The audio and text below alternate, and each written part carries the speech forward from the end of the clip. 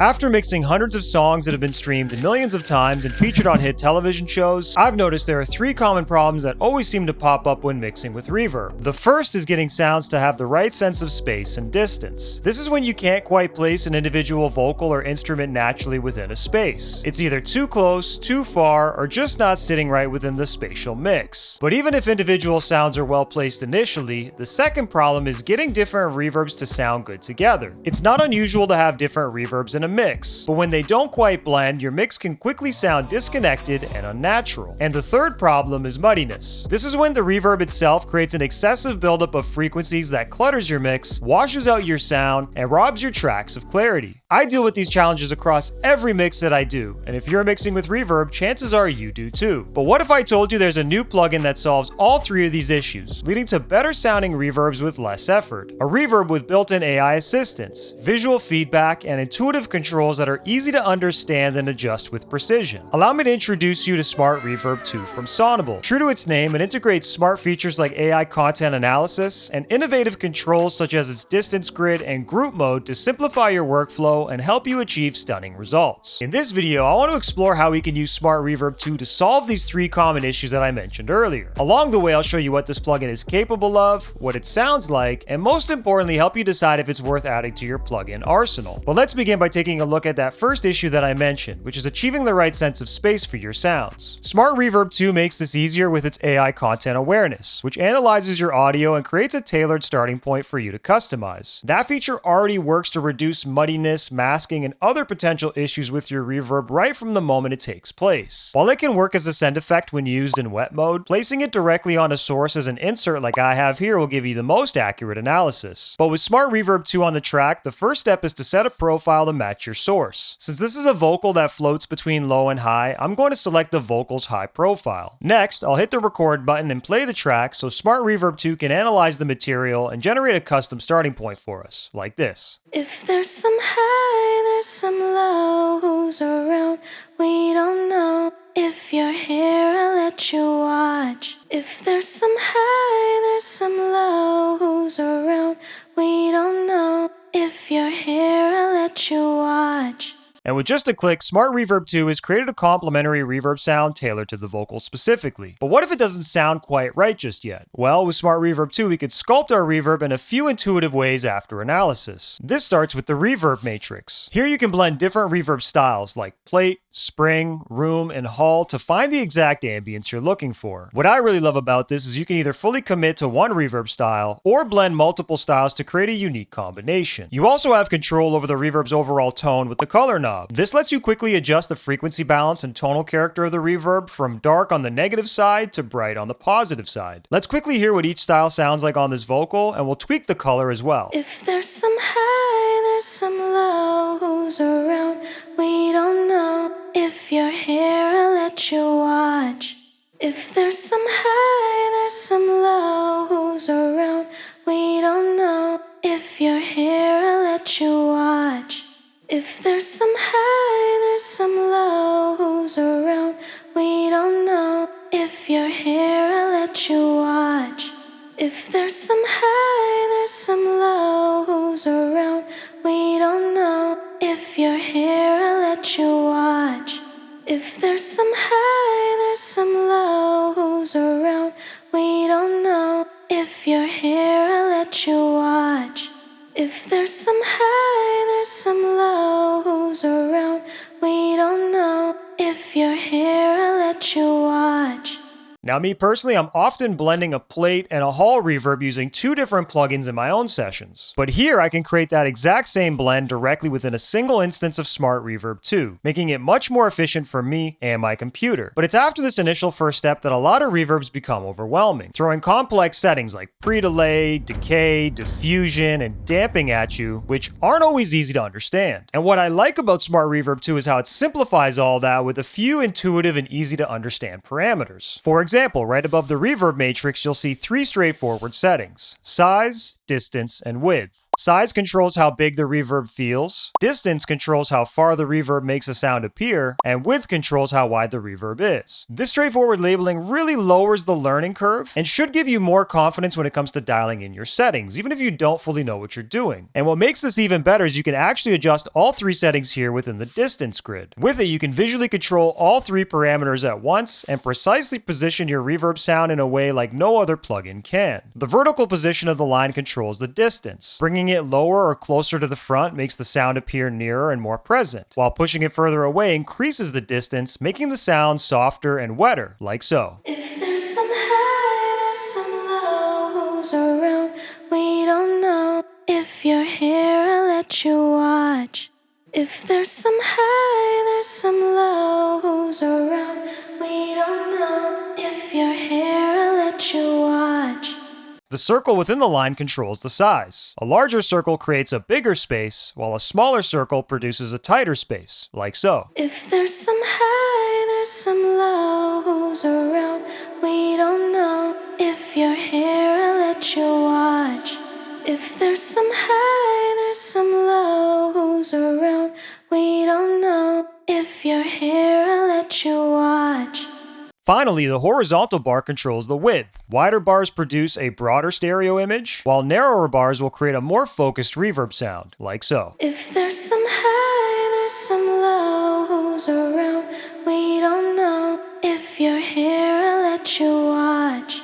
If there's some high, there's some low, who's around, we don't know. If you're here, I'll let you watch.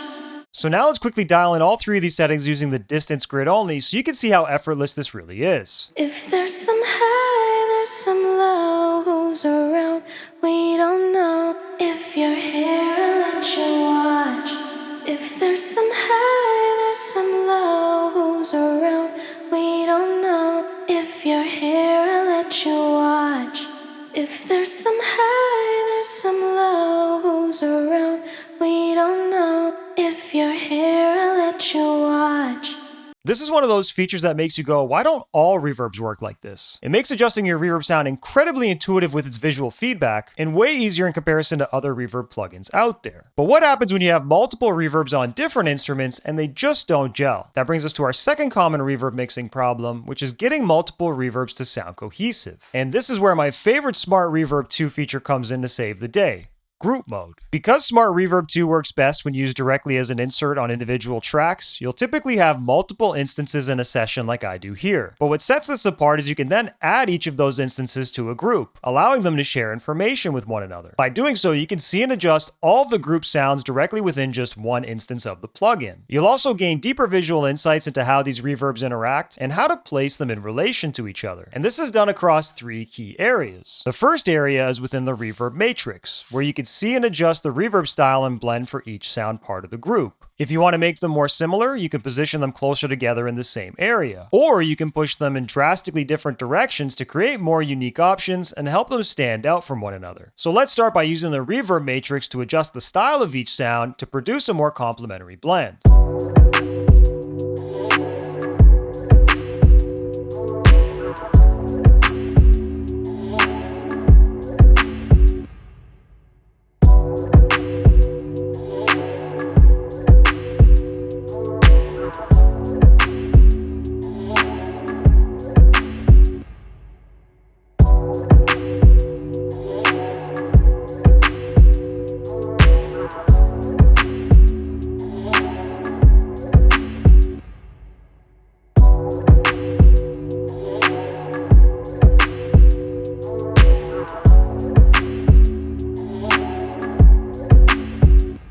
The second place you'll notice new visual insights in group mode is within the distance grid. This is one of my favorite integrations because it allows you to control each sound's exact placement in relation to one another, giving you the ability to move some sounds closer and others further away, make some appear wider or narrower, or even alter the size of the space they're in uniquely. I love this visualization of depth in particular, which can be one of the more challenging aspects to grasp when you're new to mixing. So let's use the distance grid to reorganize the positioning of each of my sounds to create a clearer sense of depth and space between them.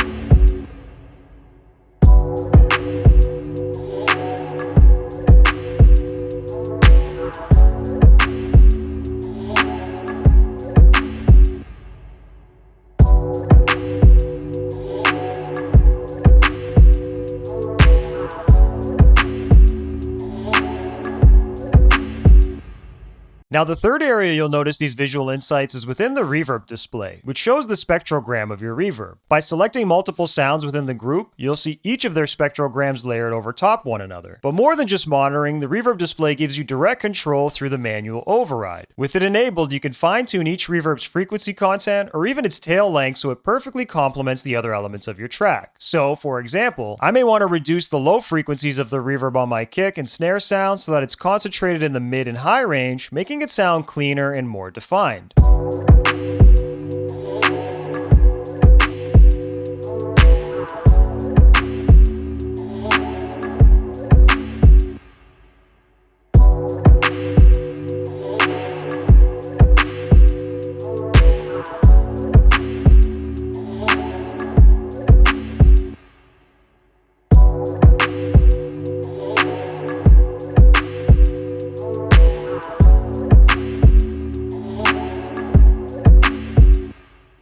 Honestly, managing different sounds with multiple reverbs has always been messy in the past, with a lot of guesswork and room for error, but you can clearly see how much easier and more intuitive making these changes was thanks to Group Mode's unique insights and control. It's one of those features where once you have it, it's hard to imagine going back to the way things used to be before. But now let's talk about that final persistent reverb issue that I mentioned earlier, muddiness and a general lack of clarity. We can clean up our reverb further with a few handy settings. That starts with the clarity setting. Clarity controls how clearly your dry signal stands out from the reverb. This is similar to an intelligent sidechain ducking process, but without needing additional routing or extra plugins that follow your reverb. By increasing the clarity setting, it'll get the reverb out of the way of the dry sound and produce a clearer result in the process. This is great for making sure a lead vocal or important instrument punches through the reverb and isn't washed out by it. So let's adjust this setting to hear how it affects the sound in this case. If there's some high, there's some low, who's around, we don't know. If you're here, I'll let you watch. If there's some high, there's some low, who's around, we don't know. If you're here, I'll let you watch. Next, let's look at another common culprit for muddiness, excessive stereo width, especially in the low end. And this is where Smart Reverb 2's mono below setting comes in handy. Mono below lets you collapse the reverb signal to mono below a selected frequency. This can help tighten the low end of your reverb and make sure it doesn't become overly wide or phasey, keeping the low frequencies focused in the center, which achieves a cleaner, more controlled reverb sound. Let's see it in action. If there's some high, there's some low, who's around, we don't know. If you're here, I'll let you watch. If there's some high, there's some low, who's around, we don't know. If you're here, I'll let you watch. Finally, for the most precise surgical control over your reverb's tone and timing, we can use Smart Reverb 2's manual override within its reverb display once again. In this case, we'll use it to fine-tune our reverb's frequency content, especially within the lower mid-range, which can become overwhelming and produce mud if you're not careful. We can also reduce potential muddiness associated with the reverb's tail lingering for too long by editing its length in either time or beats. Let me demonstrate how we can use both of these to clean up this reverb sound further. If there's some high, there's some low, who's around, we don't know. If you're here, I'll let you watch. If there's some high, there's some low, who's around, we don't know. If you're here, I'll let you watch. If there's some high, there's some low, who's around, we don't know. If you're here, I'll let you watch. If there's some high, there's some low, who's around, we don't know. If you're here, I'll let you watch.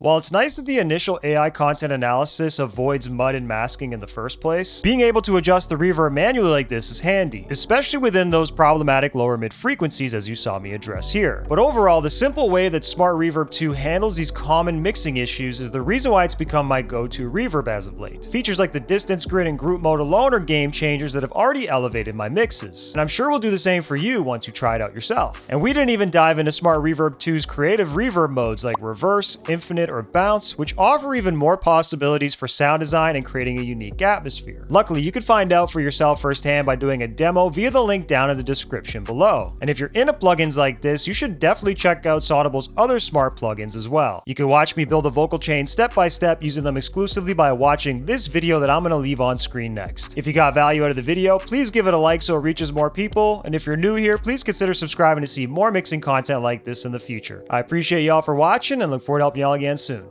Peace. 5,